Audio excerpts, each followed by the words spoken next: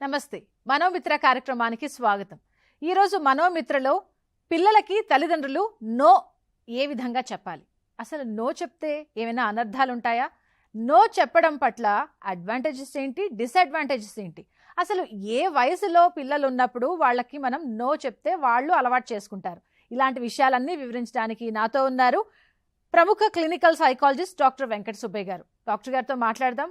Hello sir. Hello, welcome to T-SAT. ఎలా ఉన్నారు? చాలా బాగున్నానండి. నేచర్తో మనం కనెక్ట్ అవ్వడం ఎంతవరకు అవసరం?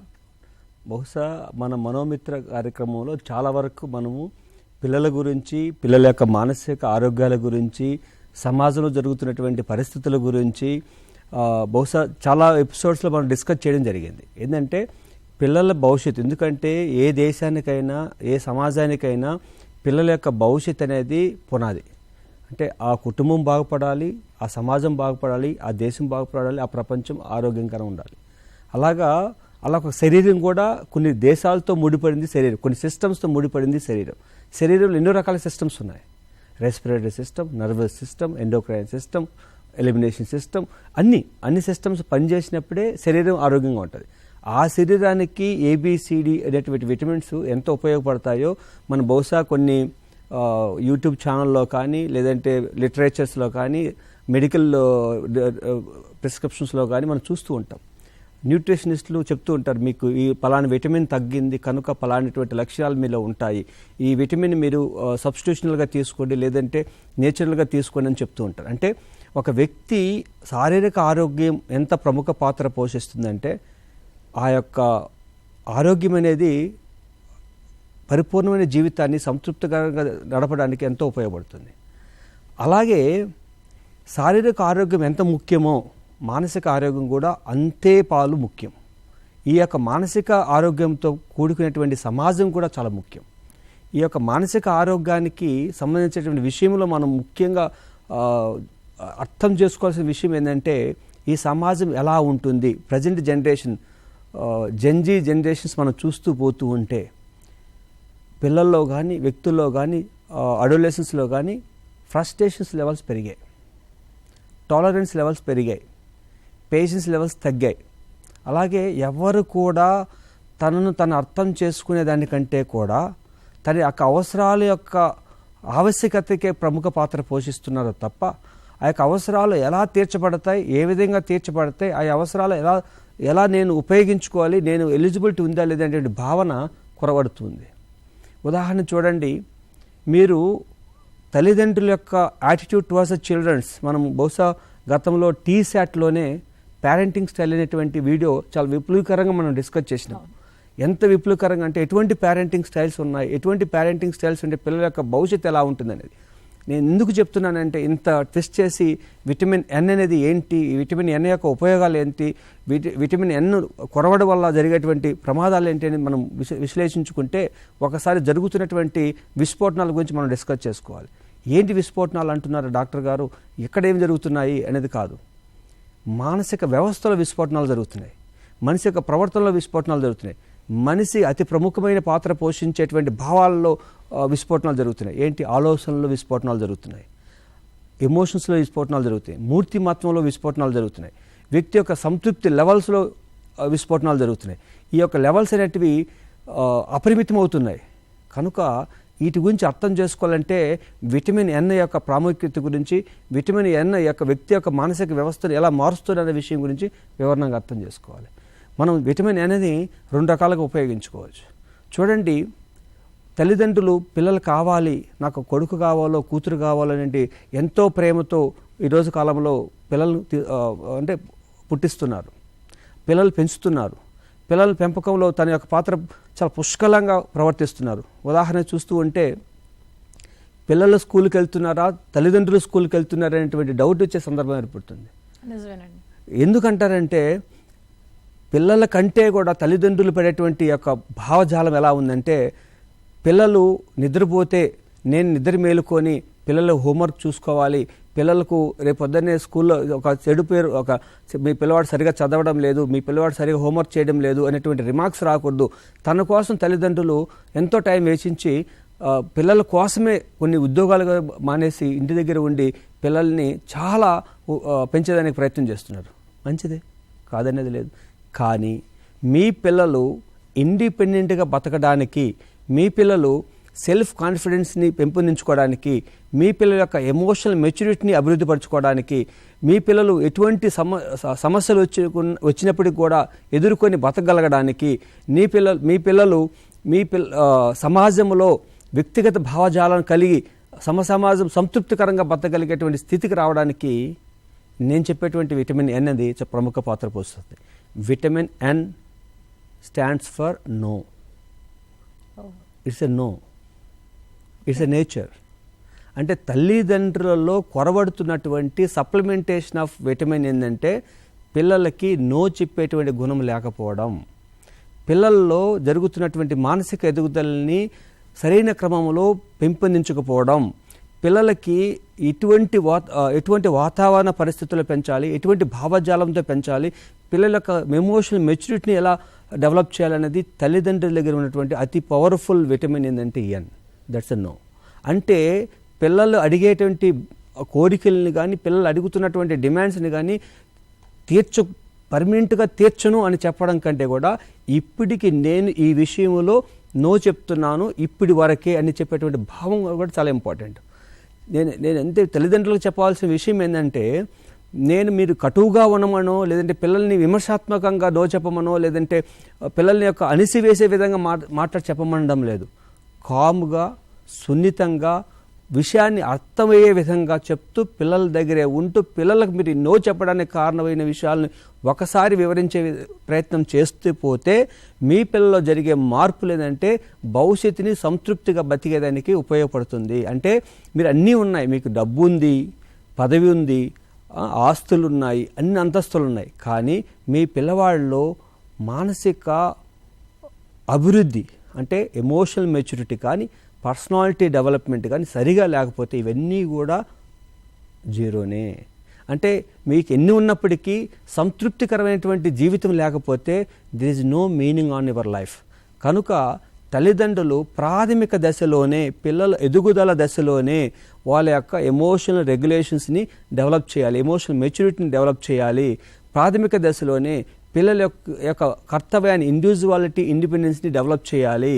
అలాగే ప్రాథమిక దశలో అంటే ఇవన్నీ కూడా పుట్టినప్పటి నుంచి 18 సంవత్సరాల్లోగా అతి ప్రముఖమైనటువంటి మానసిక వ్యవస్థలో డెవలప్ అవుతాయి. ఎన్నోసార్లు టీసాట్ వారు ఈ యొక్క విషయం గురించి ఎన్నో రకాల ప్రోగ్రామ్స్ పబ్లిక్కి తీసుకురాగలిగారు. ఏంటివి అవి? మానసిక ఎదుగుదల, శారీరక ఎదుగుదలతో కూడుకున్నటువంటి మానసిక ఎదుగుదల. ఒకటి డెవలప్మెంట్, రెండోది various development, psychological motor development కానీ, పర్సనల్ సోషల్ బిహేవియర్ డెవలప్మెంట్ కానీ, అడాప్టబిలిటీ డెవలప్మెంట్ కానీ చాలా ముఖ్య పాత్ర పోషిస్తుంది. ఇది ప్రాథమిక దశలో. ఒక లెవెల్ దాటిన తర్వాత ఇది కూడా పుట్టినప్పటి నుంచి 18 సంవత్సరాల మధ్యలోనే డెవలప్ అవుతుంది. Emotional maturity. ఎమోషనల్ మెచ్యూరిటీని పదే పదే ఉచ్చరించడానికి కారణం ఏంటంటే, మీరు ఒకసారి సమాజంలో చూడండి, పిల్లవాడు ఫోనీకి పోతే తను చంపడం కానీ, తను చనిపోవడం కానీ చేస్తున్నాడు. పిల్లవాడు మార్క్స్ రాకపోయినా, ఎగ్జామ్స్లో ఫెయిల్ అయినా తను చనిపోవాలని ప్రయత్నం చేస్తున్నాడు. అలాగే ఈరోజు చిన్న చిన్న విషయాలకి, ప్రలోభాలకి ఇన్ఫ్లుయెన్స్ కాబడి ఇది రైటా రాంగా, చేయవచ్చునా చేయకూడదా అనేటువంటి భావానికి లోనవుతున్నాడు. చూడండి, ఈరోజు మనం సమాజంలో పట్టు పీడిస్తున్నటువంటి సమస్యగా మనం భావిస్తున్నటువంటి డ్రగ్ అబ్యూజ్ ఇవి చూస్తున్నాం, డ్రగ్ అడిక్షన్ చూస్తున్నాం. ఎందుకు జరుగుతుంది, ఎందుకు ఎలా ఏర్పడుతుంది అంటే తన యొక్క చేసేటువంటి ప్రవర్తనకి తన సెల్ఫ్ నో చెప్పుకోలేనటువంటి పరిస్థితి కారణం అవుతుంది. అంటే దీనికి కారణభూతమైనటువంటి వ్యవస్థ ఎక్కడి నుంచి మొదలైంది? మనం పిల్లలకు జన్మనిచ్చినప్పుడు పిల్లల యొక్క మూర్తిమత్వ డెవలప్మెంట్ కూడా మనం ప్రముఖ పాత్ర పోషించాలి. అంటే తల్లిదండ్రులు ఎలా ఉంటున్నారు, తన సరౌండింగ్స్లో ఉన్నటువంటి సొసైటీ ఎలా ఉంటుంది, ఏ విషయాలు ఎలా నేర్పిస్తున్నారు అనేది ప్రముఖ పాత్ర పోషిస్తుంది. అక్కడ కూడా మన యొక్క నో అనే విటమిన్ పిల్లల యొక్క భవిష్యత్తు హ్యాపీనెస్ ఎస్ అనిపించేదానికి ఉపయోగపడుతుంది. కనుక ఈరోజు పుట్టినప్పటి నుంచి 18 సంవత్సరాల మధ్యకాలంలో పిల్లలకి నో చెప్పడం, అప్రాపరియేట్గా తన యొక్క నోకి కారణం చెప్పడం, వాళ్ళ యొక్క ప్రవర్తనను నర్చర్ చేయగలిగితే అది భవిష్యత్తు తరాలకి, ఆ యొక్క వ్యక్తి యొక్క భవిష్యత్తుకి ప్రముఖ పాత్ర పోషిస్తుంది. కనుక నోలో అద్భుతమైనటువంటి మానసిక ఎదుగుదల దాగి ఉంది. ఆ యొక్క విషయం గురించే నేను చాలా స్పష్టంగా చెప్పదలుచుకున్నానమ్మా.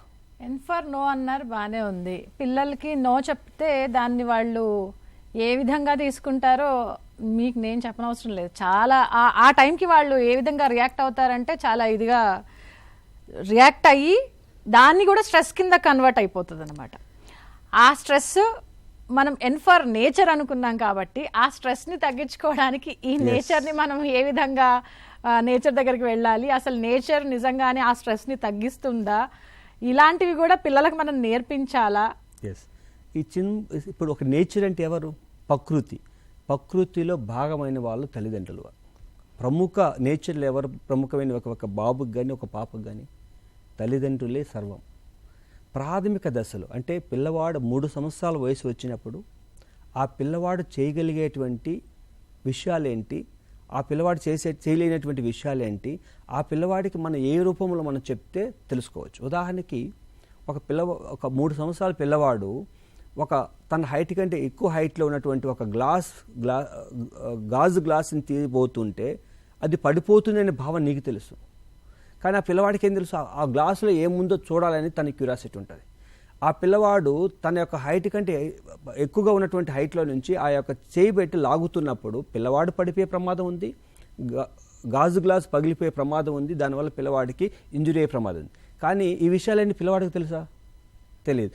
అదే సమయంలో తల్లిదండ్రులు తను చూస్తున్నప్పుడు తల్లిదండ్రులు ఏ విధంగా రియాక్ట్ అవుతారు అంటే తల్లిదండ్రులు ఇమ్మీడియట్గా గట్టిగా అరవడం, కోపగించుకోవడం, విమర్శించడం, అలా చేయకూడదని ఫిజికల్గా అబ్యూజ్ చేయడం చేస్తారు. ఇది కామన్గా జరుగుతున్నటువంటి మెజారిటీ. ఇక్కడ సైకలాజికల్ నేచర్ ఏం చెప్తుందంటే నీ పిల్లవాడు చేసేటువంటి ఒక అటెంప్ట్ ఆఫ్ ఎక్స్పెరిమెంట్ చేస్తున్నప్పుడు, ఏదైనా ఒక ప్రయత్నం చేస్తున్నప్పుడు తల్లిదండ్రులు ఆ యాంగ్జైటీ ఎప్పుడైతే పడిపోతాడేమో, దెబ్బ తగులుతుందేమో, గాజు గ్లాస్ పగిలి తను పిల్లవాడికి గాయమవుతుంది అనేటువంటి భావంతో ఆ యొక్క ఫ్రస్ట్రేటెడ్ స్టేజ్లో తను ఎక్స్ప్రెస్ చేస్తాడు. దాన్ని టేక్ ఎ బ్రీత్ అంటే ఒక పాస్ తీసుకోండి. అంటే మీకు ఆలోచనలు వస్తున్నాయి, అంటే కొలలు నెగిటివ్ థాట్స్ వస్తున్నాయి, మీ పిల్లవాడికి ఏమవుతుందని టేక్ ఎ పాస్ అంటే అప్పుడు రియాక్ట్ కావద్దు, అంటే తీసుకోండి. Move towards the baby, baby దగ్గరికి వెళ్ళండి. హోల్డ్, మీరు అప్పుడు యాంగ్జైటీ నుంచి కూల్ కాండి. కూల్ అయిపోయేసి అంటే మీ షోల్డర్స్ డల్ కావాలి, మీరు breathing take a breath, hold yourself and relax. First మీరు ఇప్పుడు ఏమవుతుంది, మీ పిల్లవాడు ఎలా ప్రయత్నం చేస్తున్నాడు అనేది మీరు అర్థం చేసుకుని ప్రయత్నించండి. ఇందాకేం చేసాం మనం? పడిపోతాడు, గాయమవుతుంది, గాజు గ్లాస్ పగిలితే రక్తం వస్తుంది, ఇది ప్రమాదకరం అంటే మనం ఏమి ఆలోచించినాం?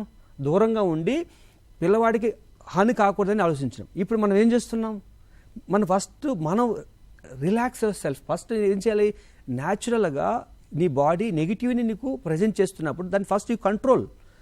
Take a pause, take a breath, relax yourself and you present in front or back side of the baby. Hold చేసిన తర్వాత బేబీ ఏం చేస్తున్నాడు? ప్రయత్నం చేస్తున్నప్పుడు you can give it simple instruction. పడిపోతావు, ఆలోచించు. అర్థం కాకపోవచ్చు, ఇబ్బంది లేదు, అంటే నువ్వు ఉన్నావని తెలుస్తుంది కదా.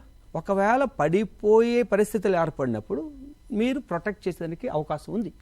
నెంబర్ 2, పగిలిపోయేదానికి అవకాశం లేదు. ఇక్కడ ఏమవుతుందంటే తల్లిదండ్రుల యొక్క ప్రజెంటేషన్ అనేది చాలా ముఖ్యం ఉంటుంది. ఈ విషయాన్ని తనకు మనము క్రమబద్ధకరంగా నేర్పించుకుంటూ పోతే అక్కడ ఏం చేస్తున్నాం? మనం ఆ యొక్క ప్రయత్నాన్ని చెప్తున్నాం, కానీ మన ప్రజెన్స్లో చెప్తున్నాం, మనం ఉన్నాంటే భరోసా ఇస్తున్నాం. దాన్ని ఎలా హ్యాండిల్ చేయాలనేది మనం దగ్గర ఉండి చేయించగలుగుతున్నాం. పిల్లవాడు ఇప్పుడు ఏం చేస్తాడు? ఈ రిపీటేటివ్గా చేయడం ద్వారా ఆ పిల్లవాడు చేస్తాడు. ఉదాహరణకి మీరు ఇంకా బాగా గమనించండి, నేచర్ ఏంటి? నేచర్ తల్లిదండ్రులు, పేరెంట్స్ అనేవాళ్ళు పిల్లల యొక్క మోడల్స్. తల్లిదండ్రులు ఏం చేస్తారో అదే విషయాన్ని పిల్లలు చేస్తారు. తల్లిదండ్రులు ఎలా ఉన్నారన్నది ఇక్కడ ఇంపార్టెంట్.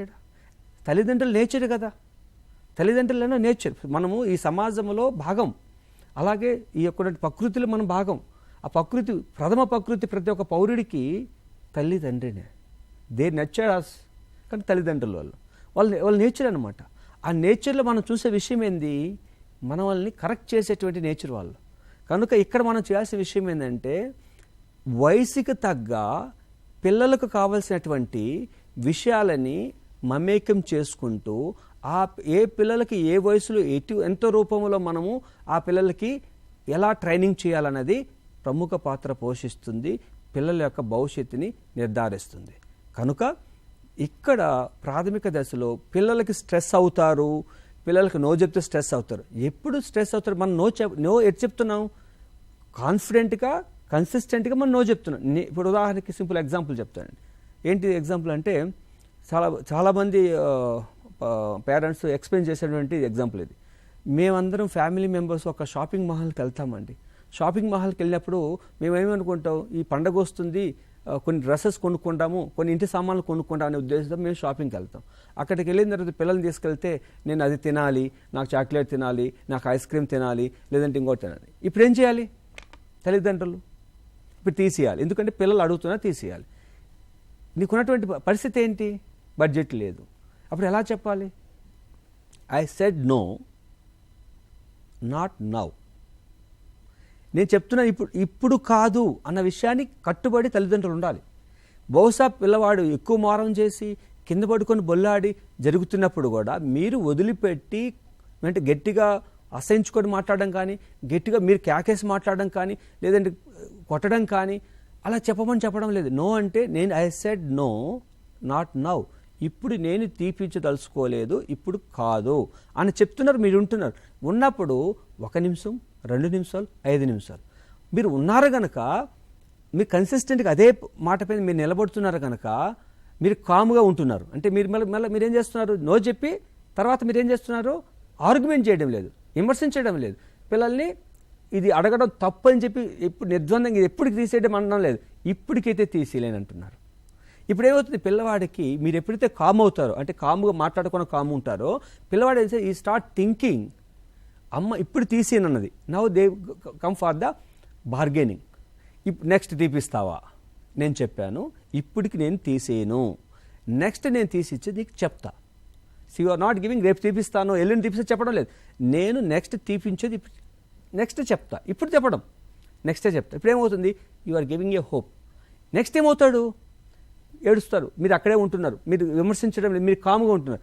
తల్లిదండ్రులు కాముగా ఉంటేనే పిల్లవాడు తక్కువ ఏడుస్తాడు. తల్లిదండ్రులు ఎప్పుడైతే ఆర్గ్యుమెంటేటివ్గా బుజ్జగించినా కూడా అక్కడ నుంచి రియాక్షన్ వేరే విధంగా ఉంటుంది. కామ్, నేను చెప్పేదంటే నేచర్ ఈజ్ కామ్.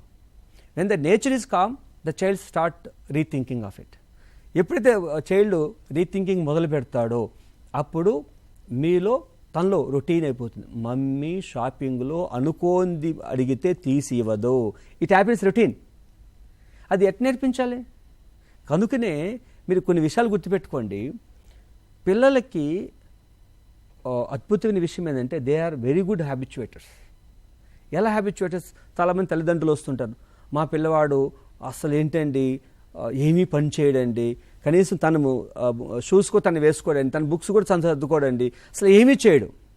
కారణం ఎవరు? మనం కాదా?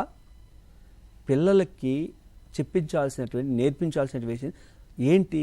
ప్రాథమికం ప్రతి తల్లిదండ్రులు ఆలోచించాల్సిన విషయం ఏంటంటే మీ పిల్లలుకి ఫస్ట్ నేర్పే రొటీన్ యాక్టివిటీస్. రొటీన్ యాక్టివిటీస్ ఏముంటాయి? మీరు ఒక లిస్ట్ అవుట్ చేయండి. ఒక 5 years బాబుకి రొటీన్ యాక్టివిటీస్ ఏముంటాయి?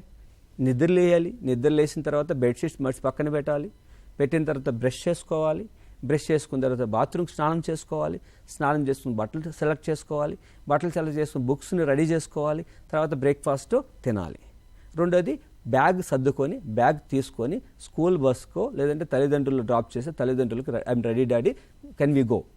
తర్వాత స్కూల్ నుంచి బయటకు వస్తేనే తల్లిదండ్రులు చెంత తీసుకొని ఇంటికి రావాలి. అంటే ఇక్కడ మనం రొటీన్గా చేసేటివి ఏమున్నాయి? తను చేయగలిగేటి ఏమిటో మనం లిస్ట్ అవుట్ చేయాలి.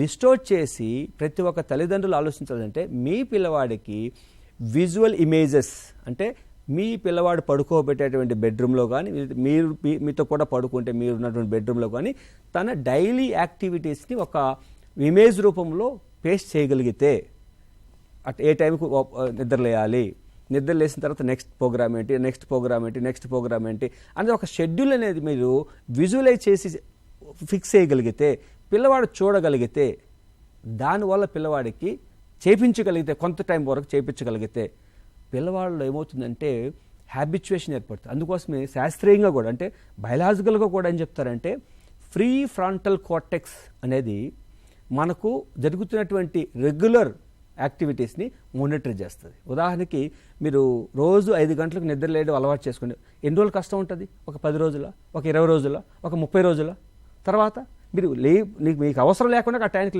మెలకు వస్తుంది. ఎట్టొస్తుంది అది? అదే బేసిల్ గ్యాంగ్లియాలో హ్యాబిట్ ఫార్మేషన్ అనేది మన శరీరము అలవర్చుకుంటుంది.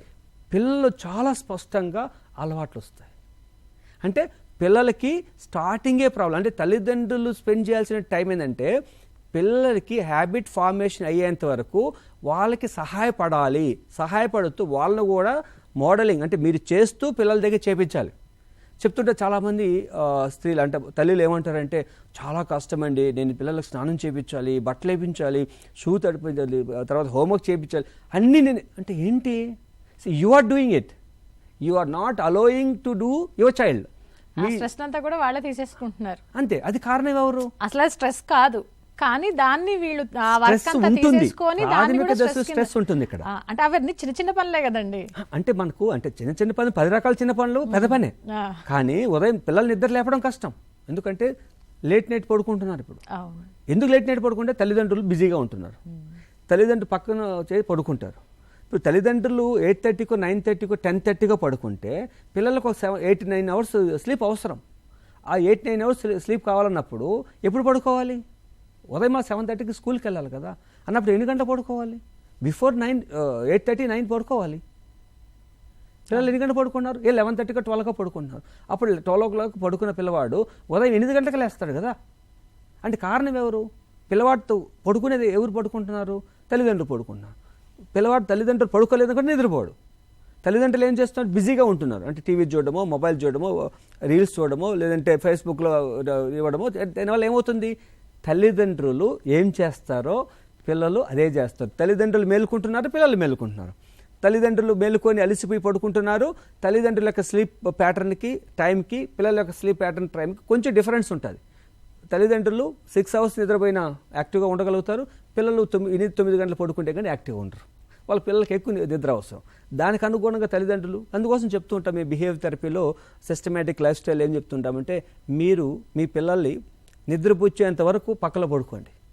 డీప్ స్లీప్కి వెళ్ళాడు పడుకుంటాడు అన్నప్పుడు దిండి ఒక పక్కన పెట్టేసి మీ పనులు చేసుకోండి. మిగతాటివి సార్ మీరు రేపు పొద్దునకి ఏం చేయాలి అవన్నీ రెడీ చేసుకోవాలి. ఇప్పుడే ఉదయం టైం దొరకదు కనుక ఇవన్నీ కుంటుపడుతున్నాయి కనుక మాకు 10-11 అవుతుంది పడుకునేదానికంటారు. నేనేమంటున్నాను? సరే 10-11 అవుతుంది, దానివల్ల లాస్ట్ ఇంపాక్ట్ అది మీ పిల్లల యొక్క భవిష్యత్తు దెబ్బతింటుంది కదా. Spend ½ an hour with you child. అంటే ఎందుకంటే 15-20 నిమిషాలు పిల్లలు నిద్రపోతారు పక్కన తల్లిదండ్రులు ఎవరో ఒకరు ఉంటే. నిద్రపోయారనుకోండి, once they get into the sleep then put some support and మీ పని ఫేస్ చేసుకోండి. దానివల్ల ఏమవుతుంది? పిల్లవాడు నిద్రావస్థ స్థితికి వచ్చాడు. ఉదయం యాక్టివ్ 6 గంటలకు లేస్తాడు. లేచిన తర్వాత తన రొటీన్ షెడ్యూల్ ఏమున్నాయి? ఇక్కడ చూడండి, మాట తీరు కూడా ఏం చెప్పాలి? నీకు చెప్పాను కదా లేమని త్వరగా, ఎందుకు లేదు నువ్వు ఏం చేస్తున్నావు, నువ్వు యు ఆర్ వెరీ బ్యాడ్ అన్నిటిగా మాట్లాడకూడదు. Yes good morning, wish him good morning, yeah what is the next routine, let him go అంటే అతను పంపించండి, పంపించి చూడమని చెప్పండి తన లిస్ట్ ఏందో. మమ్మీ నాకు next thing is brush, yeah why don't you do, ఎందుకు చేయవు, పోయి చేస్తాడు. మమ్మీ నేను బ్రష్ అయిపోయింది, నెక్స్ట్ ఏముందో చూడు అంటే ఒక 10 days తర్వాత బ్రష్ చేస్తే బాత్రూమ్ వెళ్ళాలి, బాత్రూమ్ వెళ్ళిన తర్వాత స్నానం చేయాలి, స్నానం చేస్తే డ్రెస్ వేసుకోవాలి, డ్రెస్ వేసిన తర్వాత వస్తువులు సర్దుకోవాలి. Become habituated. నీకేమైపోతుంది? ఈ 10 రోజులు 20 రోజులు తల్లిదండ్రులకి హ్యాబిచ్యుయేషన్స్కి కష్టం. తర్వాత రొటీన్గా తను వర్క్ చేస్తున్నాడు. వర్క్ చేయడం ద్వారా ఏమవుతుందంటే రేపు పొద్దున your relaxed parent and me stress car. ఇప్పుడు ఓకే యూ నో ఇట్, నేను తను 7 years వచ్చిందండి, 7 years వచ్చిన అబ్బాయి తనే క్యారీ క్లీన్ చేసుకుంటాడు, క్యారీలో లంచ్ పెట్టుకుంటాడు, బ్రేక్ఫాస్ట్ పెట్టుకుంటాడు, స్నాక్స్ పెట్టుకుంటాడు, ఐఎమ్ హ్యాపీ. ఇప్పుడు ఏంటి? చిన్న చిన్న పనులే కదా, చిన్న చిన్న పనులు పిల్లలు చేస్తున్నారుగా. తల్లిదండ్రులకు ఏముంది ఇక్కడ? ఇంకా మిగతా విషయాలపైన కాన్సన్ట్రేషన్కి ఉపయోగం ఉంది. ఇక్కడ ఎందుకు జరిగింది? పిల్లలని అప్రోప్రియేట్గా పెంచడం, సెల్ఫ్ కంట్రోల్ని డెవలప్ చేయడం, సెల్ఫ్ డిసిప్లిన్ డెవలప్ చేయడం, ఇండివిజువల్ యాక్టివిటీస్ని ఇన్వాల్వ్ చేయడం, దానికి తల్లిదండ్రులు కూడా భాగస్వామి ప్రాథమిక దశలో. అయితే ఉదాహరణకి నేను చూస్తూ ఉంటాను, ఈ మధ్యకాలంలో నా క్లినిక్కి దాదాపు ఒక 5-6 కేసులు వచ్చాయండి. ఏంటంటే ఒక ఇంటర్మీడియట్ చదివేటువంటి అబ్బాయి, ఆ అబ్బాయికి వాళ్ళ తల్లిదండ్రులు తీసుకొచ్చారు. ఏంటంటే సార్ మా అబ్బాయి యాపిల్ ఫోన్ అడిగాడు సార్, తీపిచ్చాను సార్, ఐఫోన్ అడిగాడు తీపిచ్చాను సార్. ఇది రాయల్ ఎన్ఫీల్డ్ బైక్ అడిగాడు సార్, కొనిపెట్టాను సార్. కానీ చట్టరీత్యా ఇప్పుడు వచ్చే చట్ట ప్రకారంగా 18 సంవత్సరాలు నిండకుండా లైసెన్స్ లేకుండా డ్రైవ్ చేస్తే తల్లిదండ్రులు తీసుకెళ్ళి జైలు వేస్తారనేటువంటి చట్టం అని తెలిస్తే మేము బంకపడుకునే కూడా కొనిపించాడండి. కానీ కొనిపించిన కానీ నేను వాడడం లేదండి. తర్వాత ఇప్పుడు అవి తెచ్చిచ్చిన ఒక వారం 10 రోజుల వరకే చదువుతాడండి, మళ్ళీ తిరిగి ఇంకోటి కావాలంటాడండి. ఇది నిరంతరం అయిపోతుంది. ఇప్పుడు ఏమైపోతుంది అంటే 18 సంవత్సరాల వయసులో ఆ పిల్లవాడు తన యొక్క కోరికలకి ఎక్కడ ఫుల్ స్టాప్ ఉంది? ఇది కారణం 18 సంవత్సరాలు మార్చేదా? ఎందుకు ఇలా ఏర్పడ్డాడు? సార్ నా శక్తి సామర్థ్యాలు తక్కువ సార్, నాకు వచ్చేది 20-30 వేల రూపాయలు జీతం సార్, 15-20 వేల రూపాయలు ఇంటి ఖర్చులు అయిపోతున్నాయి సార్, నాకు మిగతాటి ఖర్చులు చాలా కష్టమైపోతుంది అంటే ఇక్కడ ఏంది ఆర్థిక పరిస్థితి కూడా లేదు. ఇప్పుడు నా కొడుకు తెప్పిస్తే తప్ప ఇస్తే తప్ప తను చదవను అంటాడు. ఏంటి పరిస్థితి? నాకు ఏమి అర్థం కాని పరిస్థితి, నేను ఏం చేయాలో అర్థం కావడం లేదు, ఏం చేయాలి? దీనికి కారణం ఏంటి ఆలోచిస్తే ప్యాంపరింగ్ అంటే గ్రాండ్ పేరెంట్స్ ఉంటారండి ఇళ్లలో. కొందరు ఫ్యామిలీలుగా జాయింట్ ఫ్యామిలీ సిస్టమ్ ఉంది. గ్రాండ్ పేరెంట్స్ ఏం చేస్తారంటే వాళ్ళకి ఏంటంటే వంశవృక్షం అనేది చాలా నానుడి. అంటే నా కొడుక్కి ఒక కొడుకు పుట్టాడంటే ఇది వంశవృక్షం అని చెప్పి ఆ పిల్లవాడిపై చిన్న మాటకు కూడా ప్రొటెక్ట్ చేసేవాళ్ళు. హైలీను ప్రొటెక్టెడ్ చైల్డ్ అంటే తల్లిదండ్రులు ఒక మాట ఇలా ఒక డిసిప్లిన్ చెప్పేసి ఇలా ఇలా ఉండాలని చెప్తే వాళ్ళు వెళ్ళిపోయిన తర్వాత ఉద్యోగాలకు వెళ్ళిపోయిన తర్వాత అవన్నీ వైలేట్ చేస్తూ వీళ్ళు ఏం చెప్పేవాళ్ళు అంటే పిల్లవాడికి ఇష్టానుగుణంగా పెంచేవాళ్ళు. వాళ్ళ గ్రాండ్ పేరెంట్స్ ఏమైనారు, అబ్బాయి 10th క్లాస్ ఎగ్జామ్ ముందు చనిపోయారు. ఇప్పుడు ఈ అబ్బాయి అంటే ఇప్పుడు ఏమైపోయింది, తన యొక్క కోరికలన్నీ కూడా నో చెప్పడం జరిగింది. ఇక్కడ ఏంటి అందుకోసమే నేను చెప్పడంలో విటమిన్ ఎన్ని ఆ యొక్క కన్సిస్టెన్సీని ఫ్యామిలీ మొత్తం పాటించాలి. ఏదో తల్లి నో చెప్పి తండ్రి ఎస్ చెప్తే ఒకరు దండించే వాళ్ళు ఉండాలి, ఒకరు పర్మిట్ చేసే వాళ్ళు ఉండాలి అనేటువంటి సామెత చెప్తుంటారు. గట్టిగా స్ట్రిక్ట్గా ఒకరు ఉండాలి, కొంచెం చాలా లీజినెస్గా ఉండాలి. ఉంటే కదా పిల్లకాయలకి అవకాశం ఉంటుంది. ఇప్పుడు మనము నోలో ఎక్కడ కండిషన్స్ లేవు. నోలో మనము నీకు తీసేయను, నీకు పెట్టను అలా అని చెప్పి మనం we are not yelling at the children's. Calm presenting that now we are not able to provide. ఇప్పుడు నేను ఇది ప్రొవైడ్ చేయలేను. దీంట్లో ఏముంది, ఎక్కడ కండిషన్ ఉంది? ఇక్కడ ఇప్పుడు ప్రొవైడ్ చేయలేను కానీ నీకు తీసేస్తానని చెప్తున్నాను. ఎప్పుడు పిల్లలు అంటూ ఉంటారు. ఇప్పుడు మీకు బహుశా ఇప్పుడు అతి ముఖ్యమైన ప్రాబ్లం ఏంటంటే స్క్రీన్ టైం, మొబైల్ అడిక్షన్. అది యూత్ లో ఎలా ఉందంటే ఎంత లెవెల్కి వచ్చిందంటే ఎందుకంటే చిన్నపిల్లల నుంచే మొదలైపోయింది ఆ అడిక్షన్ అనేది. ఆ తర్వాత దాన్ని నియంత్రించడం తల్లిదండ్రులకు పెద్ద సవాల్గా మారిపోయింది. దీనికి కారణం ఏంటి మీకు చెప్పేది ఇందాక చెప్తూ, parents are the mirrors for the children's behaviour.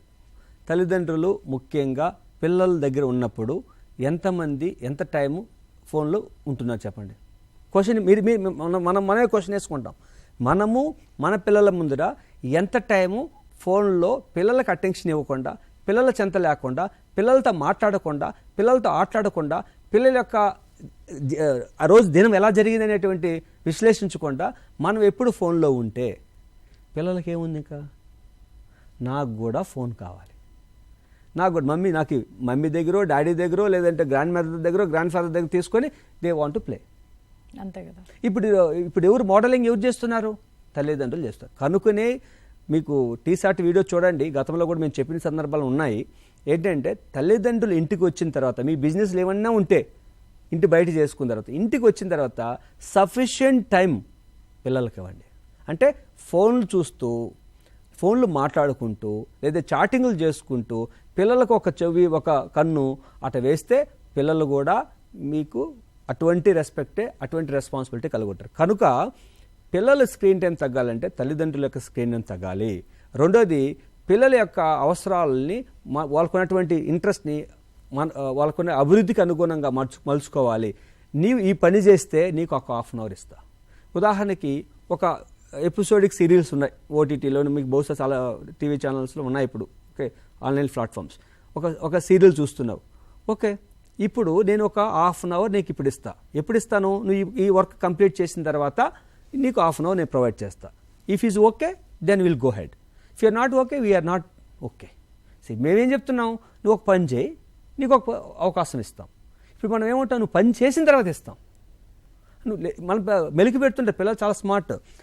నేను ఫస్ట్ ఇస్తే నేను చేస్తా అంటే హూ ఇస్ ప్రొవైడర్? నేను నీకు ప్రొవైడర్ని.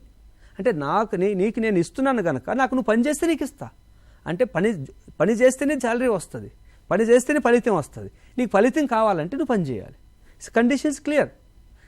నువ్వు ఇవ్వనడం లేదు కానీ ఇస్తానంటున్నావు. ఎప్పుడు ఇస్తానంటున్నావు అంటే if you do the productive work అనేది చాలా స్పష్టంగా కన్సిస్టెంట్గా కామ్గా చెప్పాలి. చాలామంది తల్లిదండ్రులు ఏం చేస్తారంటే నో చెప్పిన తర్వాత చాలా వరకు ఆర్గ్యుమెంట్ చేస్తుంటారు, డిస్కస్ చేస్తుంటారు. డిస్కస్ చేయడం పిల్లల్ని చాలా డిగ్రేడ్ చేసి మాట్లాడుతుంటారు. అప్పుడే వాళ్ళలో ఫ్రస్ట్రేషన్ లెవెల్స్ పెరుగుతాయి. కనుకొని టెంపర్ ట్యాంట్రమ్స్ వస్తుంటాయి. అంటే throwing objects, ఎల్లింగ్ at the adults and distraction of the things అనేది జరుగుతుంటాయి. ఇలాగా జరగడానికి కారణం ఎవరు? అక్కడ జరిగే విషయం ఏంటంటే నువ్వు చెప్పారు, ఏం చెప్పారు? నో చెప్పారు, క్లియర్గా చెప్పారు. అది కామ్గా ఉండాలి. Calmness is a nature. ఇక్కడ ఏంటంటే నేచర్ ఎక్కడ వస్తుంది అంటే యూ కామ్. మీతో 2 మాటలు మాట్లాడినానండి, మాట్లాడిన తర్వాత నేను కామ్గా ఉన్నాను. I should wait for your answer. నేను ఎక్కువ మాట్లాడితే తల్లిదండ్రులకి చాలా కోపం వస్తుంది, కానీ ఓపికతో కూడిన కామ్నెస్ అనేది చాలా ఉత్తమం. అందుకోసమే మెంటల్ హెల్త్లో ఒక ఎక్సర్సైజ్ ఉంది, బ్రీత్ హోల్డ్ టెక్నిక్ అంటుంటాం. బ్రీత్ హోల్డ్ టెక్నిక్ అంటే మీకు అనుకోని విషయం జరుగుతున్నప్పుడు మీ కళ్ళ ముందర యూ హ్యావ్ టు పాస్. అంటే ఆర్గ్యుమెంట్ చేయకూడదు, ఆగాలి. హోల్డ్ ఇట్, ఆగండి, ఆగి take a breath, hold it, relax. ఇప్పుడు మీ యొక్క స్ట్రెచర్ ఎలా ఉండాలంటే రిలాక్స్గా ఉండాలి. ఏదో గాబరాగాను కళ్ళు అలాగా కోపంగా చూస్తూ అంటే కళ్ళతో భయపించడం అంటూ ఉంటారు కొందరు. కళ్ళతో భయం పెట్టాలి, అలా కోపగించుకుంటూ ఇలా ముందుకెళ్ళిపోయి కొట్టినట్టు అనిపించడం, చేయలేపించడం, ఇవన్నీ is a postures of aggressive nature. అంటే మీరు మీ శరీరాన్ని ఎలా ప్రదర్శిస్తారో ఐ రిఫ్లెక్ట్స్ ఆన్ ఇట్. మీరు బహుశా అంటే నాకు ఐ జస్ట్ కొన్ని ఆర్టికల్స్ చదివినప్పుడు నాకు ఏమనిపించిందంటే human body is a magnet. Human body is magnet. ఎందుకు మ్యాగ్నెట్ అని చెప్తున్నానంటే నీ న్యూరాను ఏ స్థితిని కలిగి ఉంటుందో అదే యొక్క స్థితిని నువ్వు వేరే వాళ్ళకి ఇస్తావు. Simple logic. ఒక బాబు ఏడుస్తున్నప్పుడు ఒక తల్లి దగ్గరికి తీసుకొని ప్రేమగా తన దగ్గర అలా తడుతూ ఉంటే ఆ బాబు కొంత టైం తర్వాత రిలాక్స్ అయిపోయి మమ్మీ ఇలా జరిగిందని చెప్తాడు. అప్పుడు మమ్మీ ఏం చేస్తుంది? దగ్గరికి తీసుకుంటుంది, హక్ చేసుకుంటుంది, తన దగ్గర పట్టుకొని తను ట్యాప్ చేస్తుంది. అంటే మదర్ ఏంటంటే రిలాక్స్గా ఉంది. మదర్ కొడుకులో కూతురులో జరిగేటువంటి ఎమోషన్స్ని అర్థం చేసుకునే దానికోసం ప్రయత్నం చేస్తుంది. అప్పుడు ఏం చేస్తుంది? మీకు ఈ విషయాలు మీకు చాలా సినిమాల్లో కూడా ప్రదర్శించడం జరిగింది. మీకు విషయం గుర్తుంటే చిరంజీవి మూవీ అనుకుంటాను. చిరంజీవి మూవీలో హక్ చేసుకుంటారు. ఓకే, చాలా సమస్యలు అక్కడ చాలా రిలాక్స్ అయిపోతుంటారు. ఏంటిది అంటే నీ neurons are magnets for transforming of the positive energy to other person. కనుక న్యూరనల్ సిస్టంలో మనం పాజిటివ్గా ఉంటే మన పాజిటివ్నెస్ మన పిల్లలకు వస్తుంది. మనం ప్రశాంతంగా ఉంటే ఆ ప్రశాంతత మన పిల్లల్లో కనిపిస్తుంది. కనుక మనం ప్రశాంతంగా ఉండేదానికి ప్రయత్నం చేయాలి. ఎంతమంది ప్రశాంతంగా ఉండదు తల్లిదండ్రులు చెప్పండి? ఎంతమంది ప్రశాంతమైన జీవితాన్ని మనం ఇప్పుడు లీడ్ చేస్తున్నాం? అసలు ఎంత స్ట్రెస్. ఆ క్వశ్చన్కి అపరిమితమైనటువంటి మనం ఎవరు చూసినా కూడా మీరు కాదు అని ఒకటి అంటూ ఉంటాను నేను అప్పుడప్పుడు. మీరు కాదు, మీ లైఫ్ మీది కాదు, మీ జీవితం మీది కాదు, everything is a driven by. అంటే మీరు బట్టలు కొనాలన్నా, ఒక నిర్ణయం తీసుకోవాలన్నా, లేదంటే ఒక విషయం పైన ఒక అవగాహన ఏర్పరచుకోవాలన్నా you depend on the other person. ఉదాహరణ షాపింగ్ మాల్కి వెళ్తే షాపింగ్ మాల్లో నీకు కావాల్సిన డ్రెస్ కొనుక్కునే దానికోసం ఎన్ని చూస్తారు మీరు? ఎన్ని ఎవాల్యుయేషన్ చేస్తారు? తిరిగి నువ్వు చేసేటువంటి సెలక్షనే కాకుండా ఇతరులు ఏం సెలెక్ట్ చేస్తున్నారో చూసి వాళ్ళు ఒకవేళ కొన్ని అంటే బార్గెనింగ్లు కుదరకపోతే ఆ ప్రోడక్ట్ను కొనాలని ఎక్కువ మంది ప్రయత్నిస్తుంటారు. This codependency factor. అంటే అలా ఎందుకు జరుగుతుంది అంటే మనము మన డెసిషన్ మనం తీసుకోలేకపోతున్నాం. మన డెసిషన్కి ఇతరులపైన ఆధారపడుతున్నాం. ఇటువంటి పరిస్థితులు మనకు కలుగుతుంది. కారణం ఏంటంటే we are not properly self controlled. ఇప్పుడు నేను కూడా షాపింగ్కి వెళ్తే బట్టలు కొనుక్కుంటాను, గ్రాసరీ తీసుకుంటాను. నాకేం కావాలనేది ఒక లిస్ట్ ప్రిపేర్ చేసుకొని I'll go directly and get that things and come. అట్లా ఎంతమంది చేస్తారు చెప్పండి? ఇది ఆర్గనైజేషన్ బిహేవియర్ సైకాలజీ అని ఒక పేపర్ ఉంటుందండి. ఆర్గనైజేషన్ బిహేవియర్ సైకాలజీలో కన్జ్యూమర్ బిహేవియర్ ఉంటుంది. మీరు చూడండి, ప్రతి ఒక్క ఫెస్టివల్స్కి పెద్ద పెద్ద హోర్డింగ్స్, పెద్ద పెద్ద అడ్వర్టైజ్మెంట్స్ వస్తుంటాయి టీవీ ఛానల్లో. ఏంటి వస్తున్నాయి? ఏంటివి అవి? పెద్ద పెద్ద హోర్డింగ్స్ ఎందుకు పెడుతున్నారు? Up to 70% discount. Up to అంటే 5% నుంచి 70% అంటే మన హైట్ ఉంటుంది నెంబర్. ఆ 5% అనేది మనకు కనిపించదు కూడా కనిపించదు. అప్ టు అనేది చదవరు. ఆ చదవరు. 70% అంటే అందరూ వచ్చేస్తారు. ఇక్కడ హ్యూమన్ నేచర్ ఏంటంటే నువ్వు ఒక షాపింగ్ మాల్ ఎంటర్ అయిన తర్వాత నీకు అక్కడ ఏది అందంగా కనిపిస్తుంది, ఏది బాగా అనిపిస్తుందో దాన్ని కొంటావు. అది అనుకుని 70% కొనాలని నువ్వు ఎప్పుడు అనుకొని పోతావు, కానీ దానికి తోడు నీకు కావాల్సింది కొంటావు. అంటే ఇక్కడ ఏమైంది, నీ యాటిట్యూడల్ చేంజ్ ఏర్పడింది. యాటిట్యూడల్ చేంజ్ కూడా పార్ట్ ఆఫ్ నో. నేను ఎందుకు వచ్చాను ఇక్కడికి? ఆ 70% ఉన్నది కొందాని వచ్చా. నువ్వేం కొంటున్నావు? న్యూ అరైవల్స్ కొంటున్నావు, 100% పేమెంట్ చేసి కొంటున్నావు. ఇక్కడ ఎవరు you are not able to say no for your own thought, your own attitude, your own emotions. లేదు పోనీ ఇదపై కొనేద్దాం. మనం ఏమనుకుంటాం, 90 మంది వాకిన్ అయితే ఒక షాపింగ్ మాల్లో 70 to 80% they influence for the new arrivals. Only 20-10% మాత్రమే దే బై ఫర్ ద 70%. అంటే వెళ్ళాక కలెక్షన్ అదే బాగుంటుంది కదండి. కదా నువ్వు అనుకొని ఎందుకు వచ్చినావు? నువ్వు why do you walk in? నువ్వు ఎందుకు వచ్చినావు షాప్కి? 70% చూసే కదా వచ్చినావు. ఇప్పుడు ఏంటి, you are not able to say no of your undesired desire, unwanted desire. You are not desired it. You are desired for to purchase 70%, but now unwanted desire it is. You are not able to control. That's also important. ఇప్పుడు no చెప్పకపోవడానికి కారణం ఎవరిలో problem ఉంది అంటే మనము ఇక్కడ nature ఏంటంటే మనిషిలో శాశ్వతమైనది ఏంటి? ఒక మనిషిలో శాశ్వతమైనది ఏంటి? ఒకసారి ఆలోచించుకొని మీరు. మనలో శాశ్వతంగా ఉండేది పుట్టినప్పటి నుంచి పోయేంత వరకు ఆలోచనలు. అవును కదండి? మీకైనా నాకైనా ఎవరికైనా కూడా ఆలోచన అనేది పర్మనెంట్ నేచర్ కలిగి ఉంటుంది, వస్తూనే ఉంటాయి. సరే ఆలోచన లేదంటే మనిషి ఉండడు. అంటే ఆలోచనలు వస్తాయి. అందుకోసమే మనల్ని మన క్వశ్చన్ వెదర్, నేను ఒక క్వశ్చన్ వేస్తుంది మన వ్యూవర్స్కి, whether you are strong or your thoughts are stronger than you. మీరు గొప్పవారా, మీ ఆలోచనలు గొప్పవా? చెప్పండి, మీరు చెప్పండి మేడం.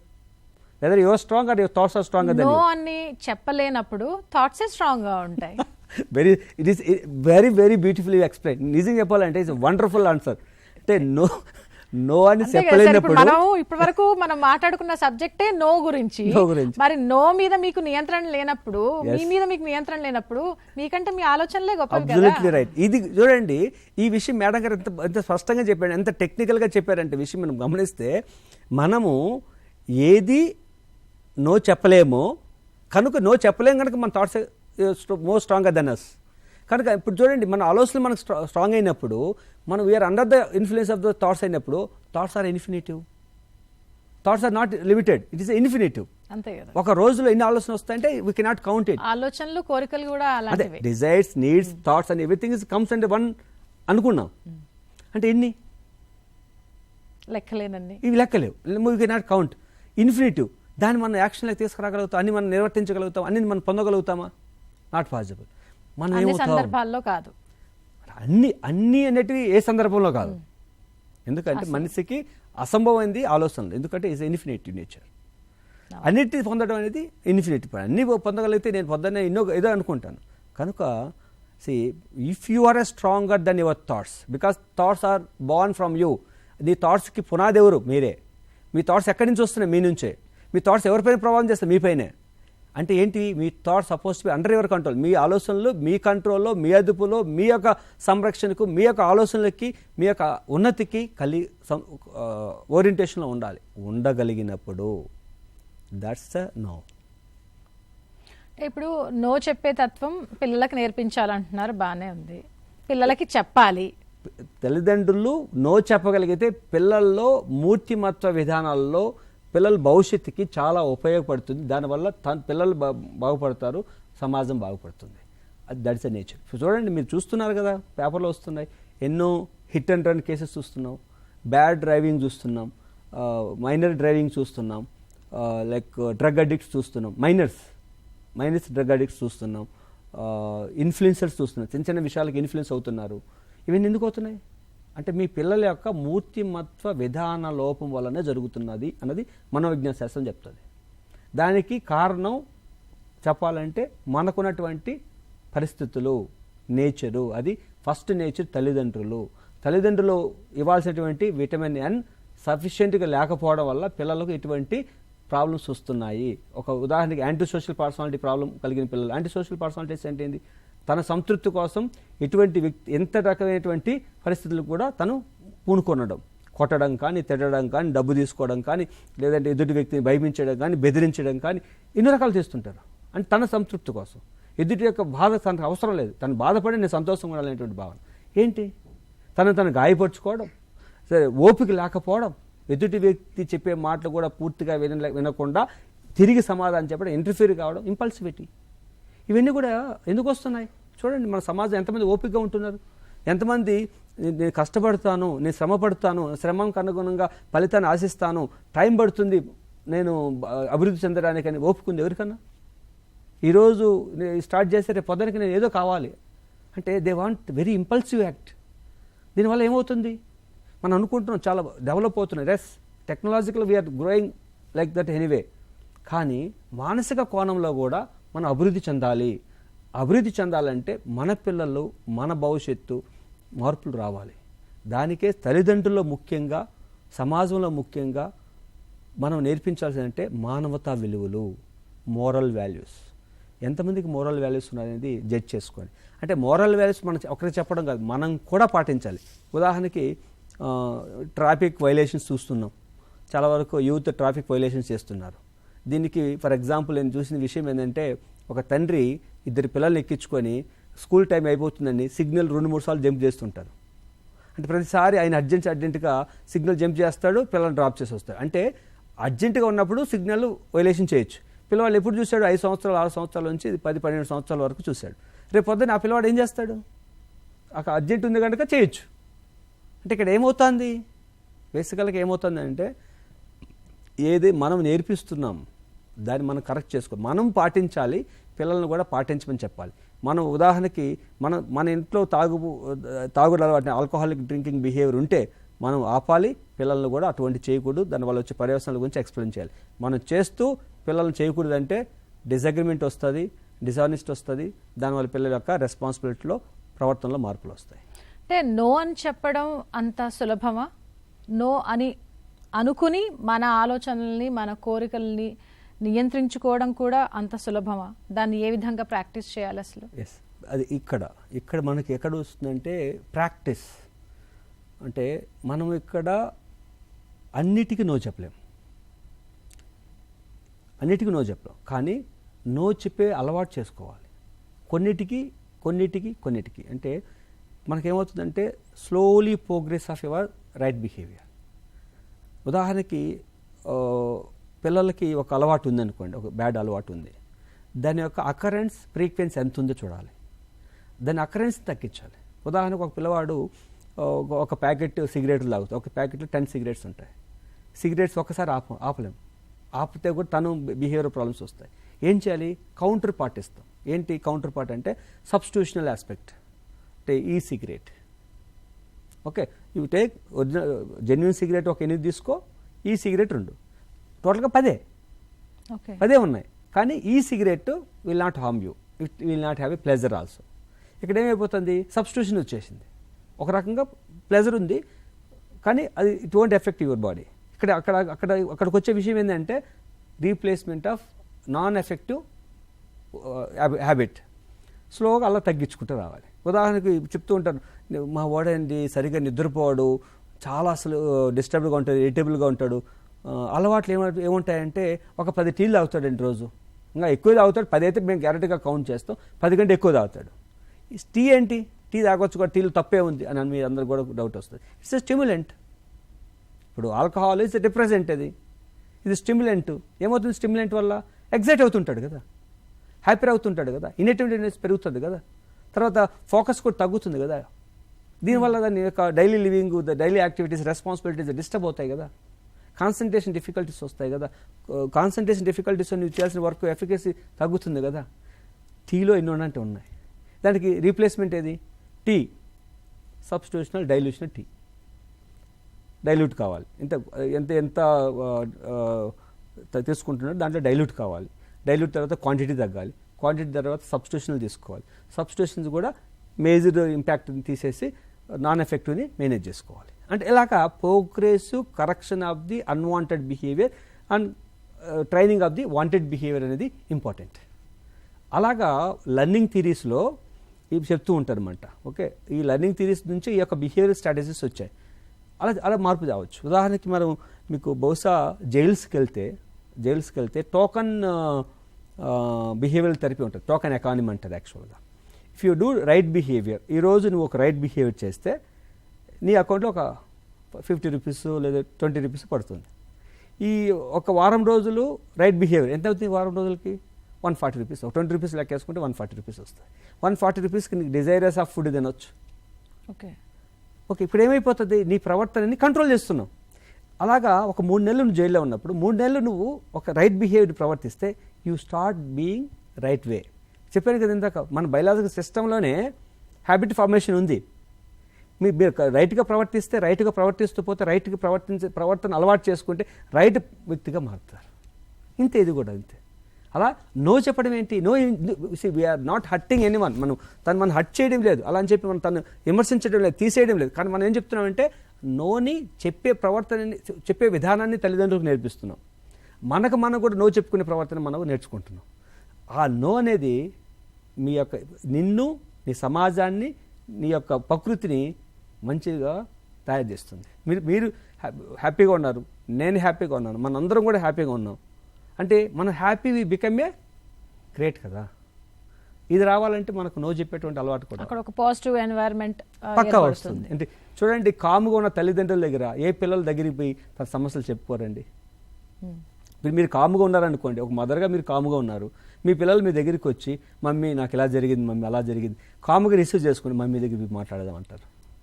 మీరు కాముగా అక్కడ మీరు ఆఫీస్ నుంచి రావడం కష్ట బుసులాతో వస్తే మమ్మీ కోపంగా ఉంది, ఈరోజు వద్దులే, మమ్మీ మూడు బాగలేదు, వద్దులే, నీకు దూరం అవుతున్నారు. ఎప్పుడు అట్నే కనపడ్డారు అనుకోండి, మమ్మీ ఇంతే, మమ్మీకి ఏం చెప్పలేము కనుక ఫ్రెండ్స్లు చెప్తారు. అందుకోసం మీరు అంటే నేను చాలా ప్లాట్ఫామ్ పైన చెప్పాను, తల్లిదండ్రులు అప్పుడప్పుడు వస్తుంటారండి, హాస్పిటల్కే క్లినికే వస్తుంటారు. మా అమ్మాయి ఇట్లా ప్రేమిస్తుందండి, they are planning for elope, ఇటు రాసింది, మేము బుక్కులు చూసినాము, డైరీ చూసినాము, గుర్తుపెట్టినాము, ఈ అమ్మాయి ఇలా చేస్తుందండి, ఏం చేయాలంటారు. ఈ అమ్మాయికి ఇంకొక అబ్బాయితో మాట్లాడాల్సిన అవసరం ఎక్కడి నుంచి వచ్చింది అంటే, నేను అప్పుడు అడిగానండి, మీరు ఎంత టైం మీ అమ్మాయితో స్పెండ్ చేస్తామండి? అమ్మాయి పెద్దదైపోయింది కదండి, పెద్దదైపోయిన తర్వాత మేము కొంచెం అంటే మదర్ అంటుంది, తండ్రి ఎప్పుడు పట్టించుకోరండి, ఇప్పుడు బిజీగా ఉంటారు, డబ్బులు సంపాదించలే ఉంటారు. ఇక్కడ ఏమైపోతుందంటే మదర్ ఒకటి ఉంటుంది, ఏం మాట్లాడుతుంది మదర్, ఇంట్లో అక్కడ ఆ వంట చేయి, ఈ వంట చేయి, ఆ పాత్రలు గడుగు, చదువుకునేవా లేదా, చదువు అంటే ఏదైతే స్కూల్లో నడుస్తుందో అదే ఎన్విరాన్మెంట్ ఆ పాపకి ఇంట్లో నడుస్తుంది. ఇంట్లో నడవడంతో తనకు కావాల్సినటువంటి ఎక్స్ప్రెస్ ఆఫ్ ఎమోషన్స్, తను ఏదైతే చేయాలనుకుంటుందో, చెప్పాలనుకుంటుందో అది జరగడంలే. అంటే టీనేజ్ అమ్మాయిలకి ఎలా ఉంటుంది, ఎక్కువ మాట్లాడాలి, ఎక్కువ చెప్పాలి, ఎక్కువ ఎమోషన్స్ ఉంటాయి. అలాంటి దానికి డిస్ప్లేస్మెంట్కి అవకాశం లేదు. ఇప్పుడు ఎవరు కావాలి మీకు? మీ యొక్క డిజైర్స్ని, వాంట్స్ని చెప్పుకునే ఒక ప్లాట్ఫామ్ కావాలి. నీ సేమ్ జెండర్ ఉంటారు, చెప్పి సరేలేవే వదిలే ఇంకా అని అంటారు. They are not giving attention to you to listen. ఎవరు బాగా అటెన్షన్ ఇస్తారు? ఆపోజిట్ జెండర్ ఇస్తారు. అప్పుడు విన్నాడు కనుక తనతో ఎక్కువ సాన్నిహిత్యం ఏర్పడుతుంది. సాన్నిహిత్యం ఏర్పడినప్పుడు తనకి ఒపీనియన్ ఏర్పడుతుంది. ఒపీనియన్ ఏర్పడి యాటిట్యూడ్ ఏర్పడుతుంది. యాటిట్యూడ్ ఏర్పడినప్పుడు డిసిషన్ వస్తుంది. ఇట్స్ అ ప్రాసెస్, ఒకదాని తర్వాత ఒకటి. కారణం ఎవరండి? ఇప్పుడు అమ్మాయి అబ్బాయిని ప్రేమించడానికి, అమ్మాయి అబ్బాయితో పెళ్లి చేసుకోవాలనుకోండి, అబ్బాయి అమ్మాయితో వెళ్ళిపోవడానికి కారణం ఎవరు? తల్లిదండ్రుల యొక్క భాగస్వామ్యం లేదా? బహుశా కొన్ని సందర్భాల్లో అబ్బాయిలు కూడా ఇన్ఫ్లుయెన్స్ చేసి అంటే అది డిఫరెంట్ స్టోరీ అనుకోవచ్చు, ఉంటాయి. కానీ ఇది ఒక సందర్భం కాదా? అంటే మన దగ్గర ఉన్నటువంటి విషయం చూద్దాం. బయట మనం తెలియని విషయాలు ఎతికేదానికంటే కూడా మన దగ్గర మనం చేయగలిగే విషయాలు ఎతికి దాన్ని మనం కరెక్ట్ చేయగలిగితే దట్స్ ఎనఫ్. నీ కూతుర్ని, నీ కొడుకు నువ్వు సస్పెక్ట్ చేస్తే నీ కొడుకు ఏం చేస్తాడు? Hide it. నీ కొడుకుని నువ్వు నమ్మాలి first. That's a trust should come from the parents. If the parents are not trusting the children, how can they reveal their personals? Trust in the development రాదు. ఎప్పుడు వస్తుంది ట్రస్ట్? మాట్లాడితే వస్తుంది. ఎప్పుడు వస్తుంది ట్రస్ట్? టైం స్పెండ్ చేస్తే వస్తుంది. ఎప్పుడు వస్తుంది ట్రస్ట్? పిల్లల్ని అలింగనం చేసుకుంటే వస్తుంది. ఎంతమంది చేసుకుంటారు చెప్పండి? అయితే ఈ ప్రేమలో భాగంగా ఇందాక మీరు చెప్పిన టెక్నిక్ ఏదైతే ఉందో, లాంగ్ బ్రెత్ తీసుకొని కాసేపు హోల్డ్ చేయండి, ఆ Breath hold తర్వాత technique. ఆ టెక్నిక్ పాటించినప్పుడు దానివల్ల ఎంతవరకు ఉపయోగం ఉంటుందంటారు? ఫస్ట్ యూ గెట్ రిలాక్స్డ్ అండి, your thoughts get filtered and your presentation will be changed. పక్కా ఇప్పుడు మీరు చూడండి, నేను ఒక బ్రీత్ చేసుకొని మీతో మాట్లాడేటప్పుడు నా యొక్క పదజాలం కానీ, నా విధానం కానీ, నా ఎక్స్ప్రెషన్స్ కానీ చాలా తేడా వస్తుంది. నేను ఇలా కంట్రోల్ పెట్టుకొని చేస్తే నా ప్రజెంటేషన్ డిఫరెంట్గా ఉంటుంది. అంటే ఎవరైనా కూడా pass, breath, okay, and present unconditionally, no condition. So no is not a condition, it's a no is a future yes. ఈరోజు మీకు నో చెప్పినానంటే నెక్స్ట్ అది జరగబోతుందని అర్థం. మీకు చెప్పాను కదా, ఒక ఎగ్జాంపుల్ చెప్పాను, ఒక షాపింగ్ మాల్లో పోతే పిల్లలకి ఎలా మనము ఇలా చేయాలని చెప్పాను కదా, దాంట్లో ఎస్ ఉంది. Now conditional yes. Now I can not, no I will not now ఇప్పటికి కాదు, ఇప్పటికి జరగదు అని చెప్పి రేపు కూడా జరగదని చెప్పి నేను ఎప్పుడు తీసేయను అనడం వల్ల ఇప్పటికి తీసేయలేను, తర్వాత ఉంది. Simple discussion, argumentative, harsh discussion అస్సలు పిల్లలతో పెట్టకూడదు. హార్ష్ డిస్కషన్ అయిపోతే they will go away from you. When they are going away from you cannot catch them. First తల్లిదండ్రులు గుర్తుపెట్టుకోవాల్సిందంటే పిల్లలు నీ చేయి దాటిపోతే, if you are not with them, if they are not with you, will be full. కనుక చూస్తున్న parents అనుకుంటారు, okay sir మీరు బాగానే చెప్పారు, నో చెప్పమంటున్నారు, కొన్ని సందర్భాల్లో మేము నో చెప్తాము, మీరు చెప్పిన ఆ టెక్నిక్ కూడా యూజ్ చేస్తాం, దానివల్ల కోపం అనేది కాస్త తగ్గించుకుంటాము, ప్రేమగా ఉండటానికి ఇప్పటి వరకు లేవు, ఇప్పటి నుంచి ప్రయత్నిస్తాము అని చెప్పేసి అనుకుంటూ ఉంటారు కదా. ఆ తర్వాత ఎలాంటి అడ్వాంటేజెస్ ఉన్నాయి, డిసడ్వాంటేజెస్ ఉన్నాయి, ఏంటి ఇవి కూడా ఆలోచించుకుంటారు కదా. మరి అప్పుడు మీరు ఏం చెప్తారు, ఎలాంటి ప్రయోజనం ఉంటుంది? పిల్లలతో నో చెప్పడం ద్వారా first for most thing is self regulation ఏర్పడుతుంది. సెల్ఫ్ రెగ్యులేషన్ చాలా ఇంపార్టెంట్. అంటే తన అన్డిజైరస్ డిజైర్స్ని కంట్రోల్ చేస్తాడు, సొసైటీని గమనిస్తాడు, తన యొక్క కెపాసిటీని సెల్ఫ్ ఎవాల్యుయేషన్ జరుగుతుంది. నేను is it capable for me or not. First self regulation ఏర్పడుతుంది, ఎమోషనల్ మెచ్యూరిటీస్ ఏర్పడతాయి. ఓకే సార్, టెంపర్ టెంట్రమ్స్ అంటే వస్తువులు పడేయడం, పగలు కొట్టేయడం, ఇంట్లోంచి వెళ్ళిపోవడం, ఆ టెంపర్ టెంట్రమ్స్ తగ్గుతాయి. తర్వాత థింక్ బిఫోర్ యూ టాక్ అంటుంటాం మనం, అది దీని ద్వారా డెవలప్ అవుతుంది. డిసగ్రిమెంట్స్ తగ్గుతాయి, డిసప్పాయింట్మెంట్స్ తగ్గుతాయి. ఓకే, ఇకపోతే నీకు మూర్తిమత్వం ఏదైతే ఉంది, ఎందుకంటే మూర్తిమత్వం అంటే పర్సనాలిటీ అనేది ఎలా ఏర్పడుతుంది అంటే ఎమోషన్స్ వల్ల ఏర్పడుతుంది. So emotions are building blocks for development of the personality. కనుక మంచి పర్సనాలిటీ ఏర్పడాలంటే ఎమోషన్స్ రెగ్యులేషన్స్ ఉండాలి, ఎమోషనల్ మెచ్యూరిటీ ఉండాలి. దీనివల్ల ఎమోషనల్ మెచ్యూరిటీ ఏర్పడుతుంది. కనుక నా సాధ్యాలు ఏంటి, నా శక్తి సామర్థ్యాలు ఏంటంటే తెలుస్తుంది. సో అల్టిమేట్లీ ఒక హ్యాపీ ఇండివిజువల్ని తయారు చేయడానికి, ఒక హ్యాపీ వ్యక్తినిగా తయారు చేయడానికి నో ఉపయోగపడుతుందండి. ఇక స్ట్రెస్ గురించి కూడా మనం మాట్లాడుకుంటే అండి, అనేక రకాల స్ట్రెస్. ఇప్పుడు ఈ నో చెప్తే ఆ నో చెప్పటంలో ఆ పేరెంట్కి స్ట్రెస్సే, ఆ నోని తీసుకోవడంలో చైల్డ్కి స్ట్రెస్సే ఉంటుంది. అయితే ఇలాంటి టెక్నిక్స్ యూజ్ చేసి నో చెప్పడం వల్ల అక్కడ ఈ స్ట్రెస్ కూడా తగ్గిపోతుంది కదా, అది ఆ సెక్షన్ కూడా కామ్ డౌన్ అవుతుంది కదా. ఎస్, ఇప్పుడు ఇంకొక విషయం మీకు నేను చెప్దాం అనుకునే అసలు ఫ్లోలో అది మిస్ అయింది. తల్లిదండ్రుల పైన పిల్లలు ఆధారపడకపోతే పేరెంట్స్ ఆర్ బికమ్ లోన్లీ. అంటే నా కొడుకు ఇది అడగలేదు, నా కొడుకు అది చెప్పలేదు, నా కొడుకు ఇది చేయలేదు, నా కూతురికి చెప్పలేదు అంటే ఏమవుతుంది, దే బికమ్ లోన్లీ. ఓకే, అది కూడా ఒక రకంగా చెప్పాలంటే పిల్లల్ని ఓవర్ ప్రొటెక్టివ్గా చేయడానికి కారణం అవుతుంది. కనుక ఆ లోన్లీనెస్కి యాక్టివిటీస్ ఇన్వాల్వ్మెంట్ కావాలి. అంటే తల్లిదండ్రులు కూడా బాధ్యతలు తీసుకోవాలి. They can prepare for the physical activities, they can prepare for the mental activities. Different types of mental activities ఉన్నాయండి ఈరోజు. చాలా క్రియేటివ్ యాక్టివిటీస్ వచ్చేసినాయి. మీడియాలో చాలా బోల్డైన మీకు వెబ్సైట్లో దొరుకుతాయి. సో దాంట్లో పార్టిసిపేషన్ చేసుకుంటూ మిమ్మల్ని మీరు మీ యొక్క హ్యాపీనెస్ ఇండెక్స్ని అభివృద్ధి పరచుకోవడం. The first almost thing, live life for your happiness. Does not mean that others happiness నాకు అవసరం లేదని కాదు. నువ్వు హ్యాపీగా ఉండాలి, సరౌండింగ్స్ వాళ్ళు హ్యాపీగా ఉండాలి, దానికి నువ్వు ప్రయత్నం చేయాలి అంతే. రిసిప్రోకల్ షేరింగ్ అంతే. మనం ఒకరినొకరు బాగా భావాలు పంచుకోవడం, బాధ్యతలు పంచుకోవడం, కలిసిమెలిసి బతకడమే హ్యాపీ.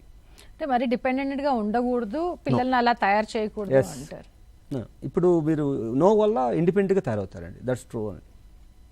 అది ఏ 18 ఏళ్లకు వచ్చేదాకా కాకుండా మొక్క చిన్నగా ఉన్నప్పుడే 18 సంవత్సరాలు ఏముండదండి. ఇది మొక్క వంగన మౌనే వంగన ఎలా అవుతుంది, కష్టం కదా. అందుకని ఇవన్నీ కూడా ప్రాథమిక దశలో అయిపోవాలండి. లైక్ 3 years లో ఒక టార్గెట్స్ ఉంటాయి, 4 years లో ఒక టార్గెట్స్ ఉంటాయి, 5 years లో ఒక టార్గెట్స్ ఉంటాయి. నో చెప్పడంలో కూడా each stage different targets, different responsibilities, different activities, different things అండి. It's not just okay 18 years 20 years పిల్లల్ని తీసుకొచ్చి మా వాడికి నో చెప్పినానంటే ఇంకంతే పరిస్థితి. వాడు ఎక్కడికి she can do self harm behaviour. No it's to be nurtured from the early stage అండి. ఎర్లీ స్టేజ్ అంటే ఏ వయసు నుంచి పిల్లలకి అలవాటు చేయాలి? Start observing you, learning you and following you. ఇది 1 yearలో స్టార్ట్ అవుతుంది. 1 year ముందే స్టార్ట్ అవుతుంది. అందుకోసమే 1 year బేబీ 2 years బేబీ మీ దగ్గర ఉంటే డోంట్ వన్ అన్నది. అంటే తల్లిదండ్రులు ఒకరొకరు కోపంగా మాట్లాడుకోవడం, కసిరించుకోవడం, లేదంటే విసిగించుకోవడం చేస్తే పిల్లలు ఇలా చూస్తారు. They frighten about you, they won't be with you. నీ దగ్గర ఉండరు. ఏదైతే పిల్లల్ని మనం కసిరించుకుంటామో, పిల్లల్ని కాదు, in front of the child, if you do argumentative discussion, the children, those are newborn children, will be threatened towards you. అది ఫియర్ అండి, అది ఫోబియా. కనుక సాధ్యమైనంత వరకు amicable, lawful, happy playing activities important. You play with the child, don't think about your something else. Play with the child, do with the child, skipping, jogging, making toys play, anything can do. They will be happy to construct this autonomy అంటూ ఉంటాం మేము. ఈ పిల్లల్ని ఇండిపెండెంట్గా, రెసిలెంట్గా రెగ్యులర్గా practice చేస్తే resilience కూడా పెరుగుతుంది. చేస్తే ఆటోమేటిక్గా మార్పు వస్తుందండి. ఇట్స్ వెరీ పిల్లలతో టైం స్పెండ్ చేయడం అనేది చాలా ముఖ్యం. మాట్లాడాలి, పిల్లలతో బాగా టైం స్పెండ్ చేయాలి. పిల్లలతో అంటే మీరు హగ్ అనేది నేను ఫిజికల్గా చెప్తున్నా, హగ్ ఇన్ ద వర్డ్. అంటే ఆ ఎమోషన్స్ చూపించండి, మీ మాటలో చూపించండి, మీరు చేసే చేతలో చూపించండి, మీరు ఉన్న టైంలో చూపించండి. అంటే పిల్లలు జస్ట్ ఎందుకండి మనం చూస్తుంటాం కదా. మీరు నేను నా పర్సనల్ ఒపీనియన్ అండి, మోడీ గారు ఎప్పుడైనా ఒక వ్యక్తిని హక్ చేసినప్పుడు ట్యాప్ చేస్తారు. మీరు అబ్జర్వ్ చేశారా? It is a beautiful psychoneuroimmunology. ఒకసారి మీరు ట్యాప్ మీ హస్బెండ్ గారు మీ ఫ్యామిలీ మెంబర్ ట్యాప్ చేస్తే you feel relax. It's a neuronal conductions అవే జరుగుతాయి. అది important. Touching of the human body in appropriate manner is always enhance of your emotional maturities. Right అండి, thanks for joining. Thank you. you. ఇది వాళ్ళ మనోమిత్ర కార్యక్రమం. చూస్తూనే ఉండండి TSAT.